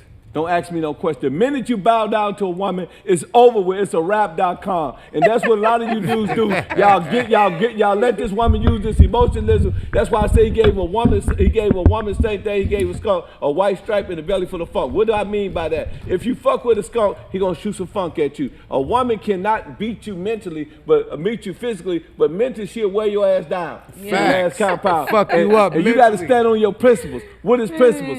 Principles is things that you believe in, and established principles live accordingly. You know, you like, I'm not gonna smoke, I'm not gonna drink. Those are principles. And once you got a principle and that woman see that you're a man of principle, she'll never ask you where you going, she'll never look at your phone, she'll never be tripping on you again. And that's I live by that. Hey, and my nigga Goose the Great said, man, I'm the head man with the bread man like Stedman, man. Talking about the Oprah Winfrey shit, man. Yeah. That's how he's supposed to be, man. I'm the head man with the bread man like Stedman, man. Well, if you got the bread, you the head. Oprah had all the bread, but Stedman, he still was a head man. You feel me? He had a side chick. He did his one too. Yeah. Don't ask me why I got a side chick living down the block. I have a question for you. Would you accept a woman who's got, let's say, $5 million, but she that doesn't really respect you, and she wants you to change your rules? You've been watching Ugly Money. That's what I asked that question. Well, see, with me, a woman have to respect me. So if mama got the most money, and you money can't buy me. Oh. You understand me? What I'm saying? See, now I'm gonna tell you why. I'm gonna use the word pimp. I'm gonna use the pimp word, right? A pimp, right, never pimps for the money. A pimp only pimps for the soul and the control. He never asks for the money. The soul. You know, what that means is, you know, like if I say, hey, go get me something to eat. Hey, do this for me. You know, respect. That's what a pimp wants. He's want respect. Any real man want respect. So, you know what I'm saying? But there's some dudes out here, they gigolos and, you know, they squares and they want the money. You know what I'm saying? They don't have no principles. They'll dive into anything. They'll take anything. You know what I'm saying? These women's kicking them in their ass and rationing out the money out, giving them $50 instead of $50,000, you know, and telling them what to do. And I can't have that. Right. You know what I'm saying? I'd rather die a man than be rich a punk. Ass nigga. Shout out to my niggas fresh out the pen, man, with that fat ass Peggy Sue that was putting money on the books. He cannot be bought. They got out, they driving a car and shit, playing PlayStation all day. Salute to you niggas too, man. Okay, I have another question. If a woman puts her hand on you, what do you do, knowing you can go to jail if you hit her back? I don't hit her back because, see, that's one of the things that people, that's why I say God gave a woman the same thing he gave a skunk, a white stripe in the belly for the fun. If a woman is trying to engage you into violence, she's trying to send you to jail. Facts. The best thing to do is to back up on her like the OJs and spin off the bitch like the Barcades. Spin off. Get the bitch a Chinese name, one gone, Su Wong. You know what I'm saying? Because if she trying to take you to jail, then that means she's trying to take you off your throne. Yep. And if you the king, you can't have the queen trying to throw you off your throne. You have another king trying to take you out, but the queen's supposed to support you. See, the Bible say women submit to your man. A lot of people think submit means submission. No, that means that you become a helpmeet. You know, if Goldie, you know what I'm saying, if he's sick or something, you're supposed to, make sure you bring him back to health. If he needs some food, you hear his stomach growl, you need to feed him. That's what it's talking about. If he wants some loving, you want to give him some loving, because if you don't give him some loving, he gonna get some loving somewhere else. And that's what it means by submit. But women got this misposition. I ain't finna submit to no man. I'm an independent woman. That ain't what it means. They got a misconception on it. Let's not generalize, because I don't feel that way. I actually believe in submitting to a man who is a leader and who's got those qualities. So I'm not going to say I don't want to submit to a man. I'm not that extreme, because I think there is an order. Like I said before, we all have our roles. We both have our roles, and they complement each other. It's not one's better, because you know what? Behind every great man is a great woman too. And my woman is right now, she at home handling my business. And that's a great woman. Running the many business that we have. And that's a great woman. She making sure that those accounts, she went to school for accounting to make sure that she count my money. And that proves my point. She ain't calling me, asking me, my phone ain't blowing, asking me where I'm at. Exactly. And when I come in that house, my food better be cooked. But that otherwise, she's not my queen. But that proves my point, though. That's exactly what I'm saying. Like, and that's with any woman. You can't. And that's why me and her been down together so long, because she know. Now let me tell you why I don't really like to cheat, or I can't. It's hard for me to cheat, because every time I see a woman, right, and I compare them to my woman, you know what I'm saying? My woman, those who've been around, she wear Gucci, she wear Fendi, she wear red bottoms, she got Rolexes, diamond rings. She's a very eloquent, very high class woman. So when I get around these bum ass, project ass bitches, and they be fine, they got the body $5 bodysuit on. It turns me off right away, because I might say, "Hey mama, hey mama, pass me a napkin." What you mean? I ain't your slave. I can't deal with that shit. So a good woman will make a man not cheat. A good woman will make a man bow down to the relationship. Right. You know what I'm saying? But when a man go home and it's World War II, or he got to face his enemy, that's the hardest shit you can do. And there's a lot of men out here that go home to that woman and they got nothing but drama queens. And all I'm saying is that woman, if you be down and you submit to your man and you be humble and you make sure that he got everything he needs that another woman can't give him, then you got you a good man. You know what I'm saying? It's hard for me to cheat, because every time I be around a woman, she ain't doing the stuff my woman doing, I'm like, oh man, this bitch is a bum. You know what I'm saying? Because I got high quality, and my woman is a high value woman. I leveled her up. You know what I'm saying? And I like the way, she treat my kids. You know what I'm saying? So, that makes a difference too. You know what I'm saying? Yep, for sure. What he said. Shout out to the chat. Shout out to Shanika and everybody else. Hey, big shout out to the chat. Everybody tapping in from all around the world, to boys and girls, man. Y'all hearing some ism and some wisdom. Goose the Great in the building. I see you, my nigga. Shaniqua, I see you. I like this Bacardi and more. Ricardo that's more. good. Yeah, I like that. Well, y'all get a lifetime supply. It's hella smooth, too. Ricardo Amore, my man. He said Bacardi. Ricardo Amore. Well, you know what? It looks like a B right now. I see. Bompton. Look, I know I'm where not YG tripping. at? I look like a B right there. Where YG at? Zoom in. Yeah, I'm fucking with y'all, man. It looks like a B. Anyways. Hey, man, so, what do you think about, far as the whole game, the Revenge of the Nerds? Like, the nerds is like controlling the whole program. Like, the nerds out there trying to give people the game. You know what I mean? That's why, Goldie, you popular, because you really from some ism. But you got some nerd niggas out there that's trying to, really put women against men and put men against women. How you feel about it? I think they call it the red pill, the blue man. pill. Listen, this is how I feel about it, man. I can't be mad at them dudes. They could only speak on their perspective. Their perspective is, man, I ain't got a broad until I got some money, got some fame. right? And before that, they ain't had nothing but negative experiences with women. So they coming with that rage about, you know, how they was treated, and now they got some money and they want to grandstand. And guess what? Most dudes out there is the same way. So they pick it up. They just looking at somebody that look like them, right? So they giving bad game, but they don't know it's bad game. It's all they know. You know, it ain't for me to say what they doing. I'm just coming out giving my perspective, which is a nigga who was having bras when I had nothing. Bras bowing down, calling me king, calling me daddy when I was broke. You feel what I'm saying? With a 2-door Mitsubishi, with a light I had to hit on that was rusted every time I turned it on, with 4 bras in the back. You know what I'm saying? Calling me king, calling me daddy. It's a difference, right? Like, you know, and I love Kevin Samuels and shit like that. But, you know, he was one of them dudes out there preaching like, man, you got to have money to get a woman to respect you. And I say, no, you supposed to have respect irregardless of that. True. If my woman can't respect me if I ain't got no money, then I don't want her respect, because you can't buy respect. You feel? So I'm just preaching. The man just got to see the value in himself. They say, oh, you putting women down. I'm not putting a woman down. I'm just trying to lift a man up and see his own value. You know what I'm saying? It ain't got nothing to do with money. You know, you know how it is. Everybody can't hang out just because you got money. If you a sucker, if you a buster, that's what you are. But nowadays, with money. Exactly. Nowadays, they try to make it seem like, oh, as long as you got some money, that's all you need. And it's partly these women's fault. You feel me? Fucking with these suckers who got some money, you feel me? And making them feel like they these kings. But I'm coming on here just trying to let dudes know, man, it's about my manhood. It's about my respect. And that shit is worth way more than any amount of money. Right. That I have to agree with too, because it's really, you can feel when someone is high value. It has nothing to do with the amount of money. Hey, if it took you to get some money to put some bass in your voice, come on, man, that ain't real. Right.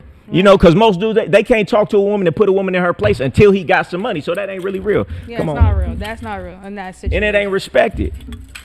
Mecca in the building, man. My G, man. What's happening, Mecca? Hey. With the hey, isms. man, I know this, man. I know niggas retired and shit, nigga. I'm from Oakland, you know what I mean? And this legalization is crazy, man. I was on Fig, and they walking around asshole naked. Harry Hines, we was just in Texas. On E14 and on International, they are running around asshole naked. It is many with the ism now, right now. It's crazy, man. Not to be like that, but Pimping Kid, like how is the difference from right now it being legal to when back in the day when, you know what I mean, it was hard out here for a pimp. Well, you know, brother, you know, me and you talked about this, and me and Too Short talked about this. I think it's a setup, you know what I mean? Because they put human trafficking out, right? Every hoe on that track is worth life. Any pimp get caught with that hoe is getting life. Damn. You see what I'm saying? So the girls could do it, but if you get what I'm saying is that the great manipulator, right, the mastermind, he let us think that drugs was cool. Everybody, Phillips Mitchell, all them dudes was balling in Oakland, you know, all your player partners, everybody had jewelry, everybody was going to the club, all the girls, they balling. Next month, indictment come out. The next month, another indictment come out. So, you know, they made us think that selling drugs was illegal because we seen Scarface do it. We seen New Jack City. We seen Nino Brown do it. Now, you know what I'm saying, you got so many brothers just getting out of jail 40, 50 years later. So what they doing now is they making pimping seem like the new dope game. You know, like, you know, yeah, I sell crack between the whole back. You know what I'm saying? That's the new crack between the whole back. But they don't realize that just as much as that kilo carry life, them hoes carry life. So a lot of brothers ain't really looking at the game, and they don't realize that, man, there's no way in the world that a moral society is gonna have 200 and 300 bitches walking up and down the track in every state unless it was a grand scheme of things. And now, you understand me, hoes is getting killed on the track, pimps is getting killed on the track. It's a big setup. A lot of those brothers, man, may God bless their soul, they just got to pimp safe, man. You know what I'm saying? Pimp safe. Because if you're pimping, pimp safe, because it's coming down. Trust me, y'all hear live on Smoke A Lot Radio with YUKMOUTH and Lady D that something gonna happen. It's gonna be an indictment out this world because it's too easy. Right. You got to drop the bitch off. She got to y'all doing texts and phone numbers and stuff like that. They seeing all that shit, and niggas is just falling asleep, and that's what they did with the dope game. And the feds can investigate you up to 5 years. So we don't know if all them dudes is under investigation. We don't know if them hoes under investigation. We don't know what the fuck is going on, but we think it's something cool. So just to be clear, pimping falls under human trafficking, right? Hell yeah, that shit carry life. Damn. Oh wow. Hey, niggas, watch out, bro. Hey, don't do that. I just think it's a setup, man, because it gotta be a setup. Because they used to kick us off the track. You know, we be in D.C., we be 100 deep down with bitches and shit, and they'll come and they say, y'all get off the trade, they're police, they'll come and do a sweep, they'll run everybody off track. They didn't have human trafficking in. That's the most they could do. They get a whole, what they call loitering tickets and stuff, they get a pimp's loitering ticket, they get them off the street. Now, they allow women to walk up and down respectable communities with they clothes asshole naked, and you think that ain't no game? Come on, bro. Listen, real game is not transparent. If you can see it, ain't game. And I'm telling you, man, just from being a person that did 5 years in the feds got a plan for the game. No, you know that's what a I mean? fact. That's Yeah, a that's a fact. fact. This shit ain't just happening. That's It didn't just happen the last 2 years. Facts. Yeah. They start letting everybody run naked. Come on, man. You think that's by accident? No, that's by design. By You know what I'm saying? fucking And we design. got to just wake up, man. And you know, whatever you was And doing they got- before the track, I say keep doing it. And they got the female rappers promoting the shit. Yeah. And the niggas promoting it. Yeah, And the they don't niggas. know what's coming, and that's crazy because I had a family member too who he was very low key about his shit. He, you know, so Hey, don't talk about all I'm that. not like I know Okay. how to. I'm not stupid. Okay. Anyways, I had a family member who was, you know, selling some shit, but he was very low key about it, and they didn't just catch him in the act. They waited and piled it up, like for over, like you said, 5 years, and then they got him on some indictment. Man, every one of us is under investigation. Every black man in America is always under investigation. It ain't got nothing to do with human trafficking, dope, or nothing. We just always under. Barack Obama's under investigation. Al Sharpton's under investigation. You see, they had a sting where he was talking to the FBI on camera and stuff like that. They always investigating us. They always, informants is everywhere. You know how they do informants now?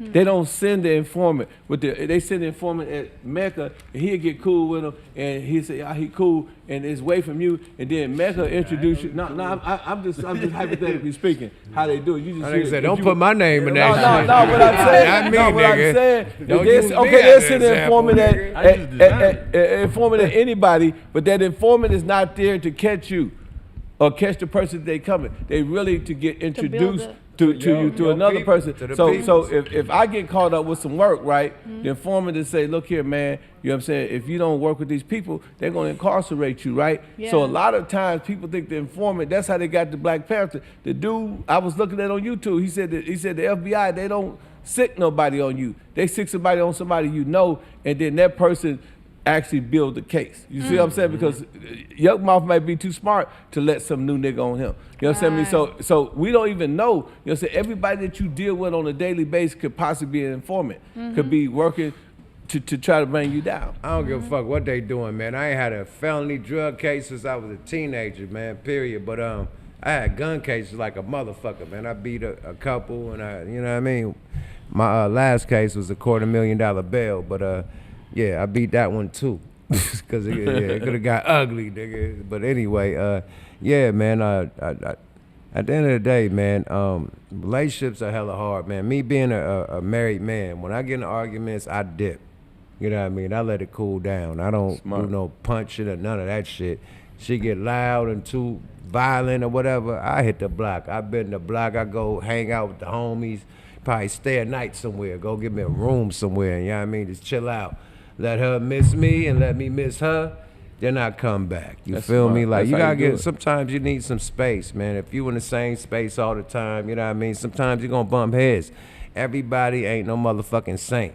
You feel me? Like, niggas got eyes. Like, I'm a married dude, but I go to the strip club. I got eyes, you know what I mean? Period. And my wife allows it. She like, okay, as long as you ain't cheating, nigga, you go watch some bad bitches. I know you like ass and titties, whatever, enjoy. But as long as you bring your ass back home, we good money. You feel me? In order to cheat, though, Yeah, you know, so a nigga be a man and have fun, you know, without going on overboard with the cheating shit. You with feel the me? cheating, even with that alone, though, is this just me though? I can't speak. Talk for your every shit, man. Talk your shit, Mac. I just think that in order to cheat at or in anything in life, you have to either be playing a game or taking a test. Those are the only two ways that you can cheat at or in anything in life. But going out to a strip club is a test, being a married nigga. doing a show as a rapper, and you got groupies Proved throwing his pussy point. at you. Right. It's a test as That's a what married he's saying. nigga. Just proved Right. his point. Okay, but watch this though. How do you pass the test though? Don't indulge. Because you already passed it. Man, Think about this though. If you've passed every test since your mother's pregnancy test, you didn't even have a thought. There's no test that you can fail if you got perfectly good sense. So who will be testing you? A female gonna test you every time, bro. Like, I'm serious, man. You could be up and they could bring you right down. You know what I mean? Like a female, I don't know, man. When they said the devil could come in different appearances, I think they could come as a female. Hey, sometimes. man, I done met the devil a few times in my life. It always came in the form of a It woman. came as a female. Every like time. A female done lined the nigga up and goddamn they got a nigga killed, all types of shit. My first time damn nigga getting jumped in junior high and in elementary because of female, man. I just finger fucked up my nigga, and it got back to her nigga. It's elementary? Not elementary, junior high school. Junior high school. Let me line that up. Junior high school. I finger fucked her in junior high school. Her niggas was old niggas. They came up, you know, back in the day, young. They used to fuck with the old niggas. I'm keeping it a buck. The old niggas come with the old school, pick the young bitches up. Anyway, man, she was fucking with the old nigga. They came to my school, pulled up in the old school nigga and chased me. Nigga, I hit so many fists and dipped on their ass. Yeah, I almost got packed out because of that bitch. Just because of finger fuck. She was out of pocket, not me. Yeah. But it got back to a guy, so a bitch could get you fucked up. But you knew she had a guy, though. Nah, not until after. No. When them niggas came to school, like, oh, she got a nigga. Oh, for real? Oh. I didn't know. Like, yeah, we was in the Ville, in the project. She lived in the Ville and shit. I pulled up on her. You know what I mean? Dipped out a little ooh-wop. Hey, you said you be arguing in your household, and you know that's cool. You do what you do, but in my household, it's like this, right? Sometimes ain't nothing to argue about. You know, I'm the judge, jury, executioner. We ain't arguing about nothing. Whatever I say, that's what it is, right? No, the arguments with me is because I procrastinate a lot. So it's business arguments. Like, okay, nigga, she trying to keep you on your toes. Yeah, keep me on my toes. It ain't like no nigga. Okay. Like arguments like, nigga, you supposed to do this, and the third. We got to turn this in. You got to do a drop for this. You got to do a video this. You got to do a song this. And that type that's of different. shit. She playing her position Yeah, like a manager. Okay. Yeah, she is my manager. She keep me in pocket. I do management, so that's what it is. That's aggressive communication. That is not an argument. That is, hey man, you need the mic. Get the mic together. That's you know. Yeah, that's my manager.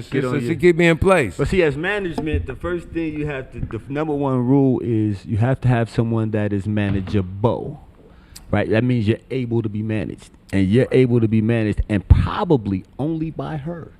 Yes. Am I right? Nah, cause she for the team. Like, that's what I'm saying. See, but you don't have trust issues. I seen that shit with my own eyes issues, right? So when you got someone who you can actually trust like that, that eliminates because when people come in the game, they come in the game to get everything. Your wife is already your everything, so you can get everything else, which makes it easier for you to focus. Bingo. And I done been through management where it's been side deals. You know what I mean? I done went out of town. The management said we supposed to pick up the back end, and they tell me the management got all the money. Yeah, go. Yeah, we argue. And then it's he say, she say at that point. Yeah, so this is the pager days. Like this is what you can't. This ain't the phone call. This is the pager days. We way the fuck out there. And they like, okay, he said y'all supposed to get the back end. A nigga went in the club and said, yeah, the loonies ain't gonna. We in the limo. He said, the loonies said they ain't gonna perform for y'all country ass. Man, the whole club came out. We thought the motherfuckers was gonna wanna take pictures or something or sign autographs. Oh, no. They got the fine on niggas. Nigga had a crutch. Nigga hit my nigga with a crutch, nigga. Oh, it went down, my nigga. That's when I knew I couldn't trust management. You didn't have management, you had damagement. Yeah. It was damagement. They man, we barely got out that motherfucker alive, man. The whole club chased us out that bitch in that limo. Nigga, cars was chasing us down the street. Nigga canceled the hotel. It was many, man. So yeah, I stopped fucking with management after that. Y'all niggas is like, what this shit called, janky promoters. Janky promoters. Yeah, fuck that. I can't fuck with y'all. So the wifey got to hold it down. But at the end of the day, with a marriage, my nigga, it's supposed to be y'all help each other. You know what I mean? That's what I like about Pimping Ken. He say, I'm wiggling, man. Wifey at the house, handling business. You know what I mean? That's how it is. And then when you tell these stories, you know what I mean, and you got women out there like, I'm solo, I'm doing my own thing, I'm independent, and you got niggas like, yeah, I'm doing my own thing, I'm independent. It's like, bro, the connection with you and your girl, nigga, is more powerful than anything, because you got somebody that can warn you, bro, because your niggas don't warn you. Yep, your niggas don't warn you. Well, see, like I said, man, I'm not in the game. Your female like, yo, watch that nigga. And months later, the nigga that crossed you, Hey, like, that's a God fact. Damn, she and you told trying to me tell your about broad, this hey, nigga. nah, he cool. What you mean? Be stay in your place, and it be the same ones. They do got an instinct about themselves for sure. Super instinct that we don't got. Yeah. We like, this my nigga to the end. And that be the same nigga that crossed you. I told you about that nigga. Watch, because every time how they come at her. Yep. If they get too extra with her, they know that they out of pocket. Nigga don't be hugging on me, doing all type of extra shit, nigga. Yeah, I'm not in the game, but these books here, man, is the books that's gonna help you out. This Art of Human Chess, man, this is a cold book. The 48 Laws of Game. It's 48 laws, so you got to get wisdom, and when you get wisdom, King Solomon said, get more wisdom, you know, and all you're getting, get more, get understanding. So, you know what I mean, this is what you need to do. You need to acclimate yourself to some good books. Another good book is Think and Grow Rich. A Goldie book got books. What's your book called, Goldie? Game and Manhood. Game and Manhood. So get those good books. Okay, so give y'all motherfucking y'all social medias where they can follow y'all, really get all this ism, really can line up and get the books, and follow y'all on y'all mission, because y'all definitely gaming up the youth, gaming up people with relationships, gaming up females and dudes, man. So salute to all of y'all, man. I appreciate y'all, bro. Man, Young Goldie _ on Instagram, GameGod Goldie on YouTube, GoldieRatio.com. Get the GameGod mentality course. Hey, Code Omega. That's Code Omega on IG. CODEDAMEGA. Keep God first. You don't get the testimony without a testimony. Hey man, Real Pimp Ken _ You can follow me at HHF social media. You can follow me on IG. You can get this book, The Art of Human Chess, which is a masterpiece, at audible.com or amazon.com or anywhere they sell books, even Walmart and Target. Same with this book. This is the 48 Laws of Game Pimpology. If you go to any one of the major platforms in the world and you look at the stars, all these books got 4 stars or 5 stars or better, because these are some excellent books. They call self-help book. If you go to Barnes & Noble, go in the self-help section, and that's what I made them. I made them self-help books so it can help you help yourself. And remember, whatever the mind believes and conceive, the mind can achieve.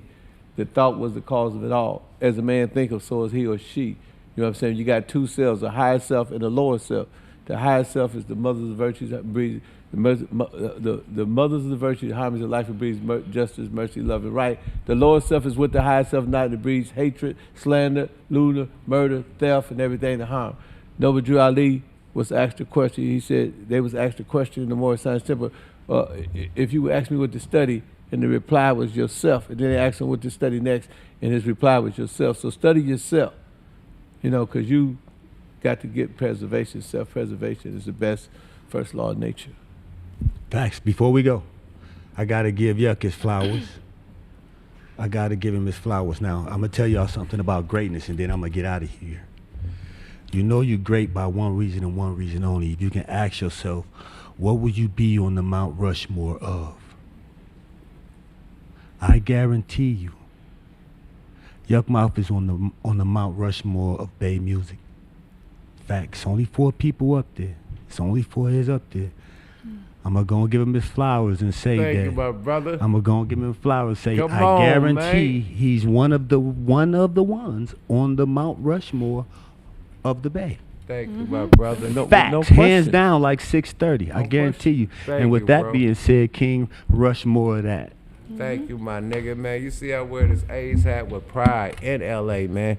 And I'm gonna throw this out there, man. I one of the Bay niggas that came to L.A. and respect all their politics and still kept it Bay. Because a lot of niggas come out here and become part of the politics, you know what I mean? That's foreigners, you know what I mean? That's really not from the soil. I'm not from the soil. I respect God's soil, you feel me? And just kept it loyal, you dig? So definitely, man, I'm one of the solid niggas out here, man. Still represent this Raider hat, this A's hat. You know, out here fucking with the real ones though. And HHF. And HHF. HSF. And he just got his Lifetime Achievement Award last month too. Yeah. Shout out to motherfucking Big Indy. You feel me? That's right. Hey man, but big salute to y'all because what we missing in the game, what I was saying, what you were saying too, we gonna end it on this one. The game is missing the OGs. You know what I mean? The people to give the game to the youngsters. You know what I mean? And the old niggas, because the old niggas need some game too, obviously. But I'm glad y'all lacing niggas boots because niggas didn't have their OGs. They got their mama. They got their auntie. You know, the OGs went to jail, was doing 30 pieces, football numbers and shit. You know, I got killed. You know, they daddy done did some football numbers. I got killed. You know what I mean? So I'm glad y'all out there lacing the boots of females and males. You know what I mean? And youngsters and old people to give them the game because the shit is so fucked up. You know what I mean? It's so woke. You know what I mean? It's so woke, my nigga. Like, fuck woke, man. It's time to it's really, you know, take it back to the old school with morals and codes. You know what I mean? Morals and codes. And y'all bringing that back to the game. Salute to y'all, gentlemen, 100. for being on Smoke a Lot Radio. Yada-da. Powered by the world famous motherfucking Coin Academy, man. We got Pimp and Ken. We got Goldie, man. We got motherfucking Mecca in the motherfucking building. We got the motherfucking hip hop attorney for the frat hood in this motherfucker talking they shit. We had the motherfucking billionaire baby. The billionaire streams. The billionaire baby that did all the billion screams. You feel me? Shout out to Mike and this motherfucker, man. Shout out to y'all, man, for tapping in. We see the chat. Shanika, we see you, man. Everybody tapping in from all around the world. The two boys and girls. I am YUKMOUTH, the host with the most Colado Smoke with the lady. Divinity. Well, the motherfucking the red carpet shorty herself, Lady Divinity. Thank you. And big shout out to our motherfucking co-host Network. He is on vacation. He'll be back soon. Vacation. Yeah, he's studying right now. He making some moves. He in college and shit, doing his thing. Exactly. Shout out to College Hill niggas and shit. But yeah. But another night Smoke a Lot Radio, man. Brought to you by the world famous Coin Academy. And we out this motherfucker, man. Hit us up on motherfucking the IG. You know what I mean? Smoke a Lot Radio. Put the IG up there. You know what I mean? Put Lady Divinity. Put your shit. Lady Divinity on all platforms. That's on Twitter. That's on TikTok, Instagram, and that's spelled LADYDIVINITI. So Divinity has all eyes. And that's how you can find me everywhere. And it's the kid that did, man. Regime General on the IG, YUKMOUTH the real YUKMOUTH on X. I was trying to say Twitter. No, it's Twitter. I know. I still call it Twitter. Twitter too. Yeah. Yeah, man. Shit. Facebook. Thank you. Shout out to the chat. I see the compliments, but you spelled my name wrong. I said Divinity with all eyes. Everybody always gets it wrong. I see it every day, but it's cool though. Hey, we love y'all, man. Another night at Smoke a Lot Radio. We out this motherfucker, man. Salute. Yada. Bye now. Good one here, man.